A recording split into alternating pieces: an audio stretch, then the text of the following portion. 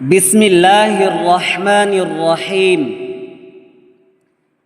প্রিয় বন্ধু ও ভাই বোনেরা, আপনি কি জানেন কোরআন মাজিদ সঠিকভাবে তিলাওয়াত করার প্রথম ও প্রধান চাবিকাঠি কি?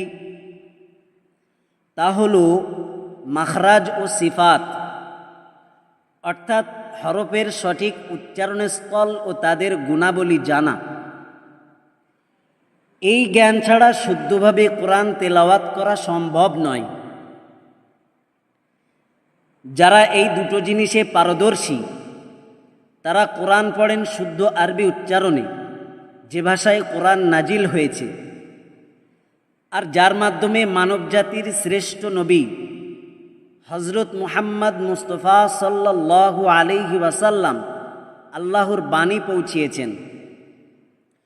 কোরআন কারিমে আল্লাহ তাআলা বলেন, বিলিসানিন আরবিয়্যিন মুবিন, এটি সুস্পষ্ট আরবি ভাষায়।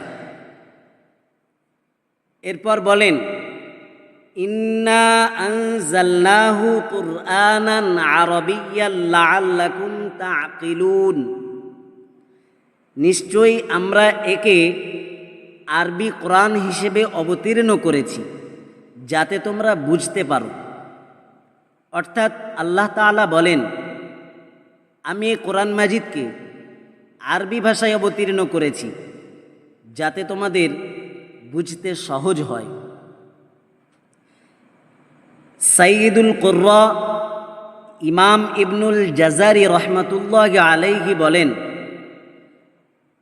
তাদের জন্য আবশ্যক তারা যেন হরফের মাখরাজ ও সিফাত শিখে নেয় যাতে তারা শুদ্ধভাবে কোরআন উচ্চারণ করতে পারে।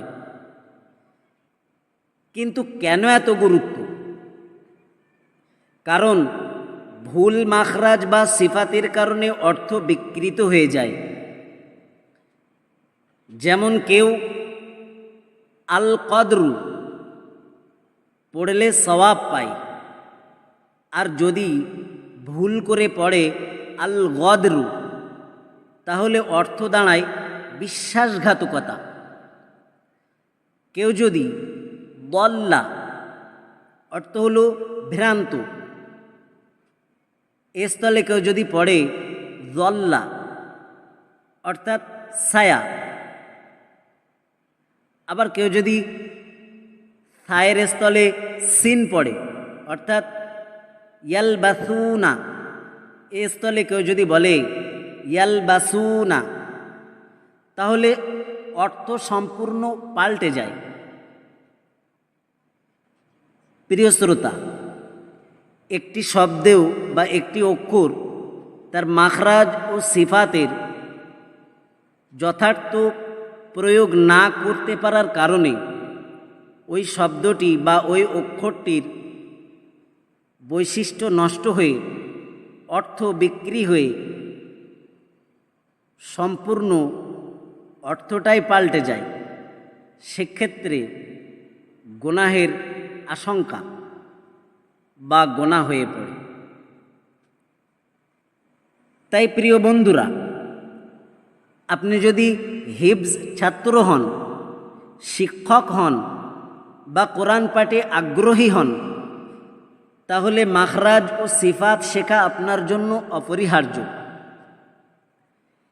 এটি শুধু তাজউইদ শেখার অংশ নয়, বরং এটি কোরআনের হক আদায় করার এক পবিত্র দায়িত্ব। আল্লাহ আমাদের সবাইকে কোরআন শুদ্ধভাবে তিলাওয়াত করার তৌফিক দিন। চলুন আমরা কোরআনকে ভালোবাসি এবং তাকে যেমনভাবে পাঠ করা উচিত তেমনভাবেই পড়ি। কোরআন বলেন, ওয়ারাত্তিলিল কুরআনা তারতিলা, আর কোরআন তেলাওয়াত করো পরিষ্কার সুন্দর তিলাওয়াতের সাথে, অর্থাৎ গবেষণার সাথে। মাখরাজ ও সিফাত এবং তার ওয়াকফ ইফতিদা সব কিছু মেনে সুন্দরভাবে মার্জিতভাবে তোমরা আল্লাহর কালামকে তিলাওয়াত করো। আল্লাহ হাফিজ।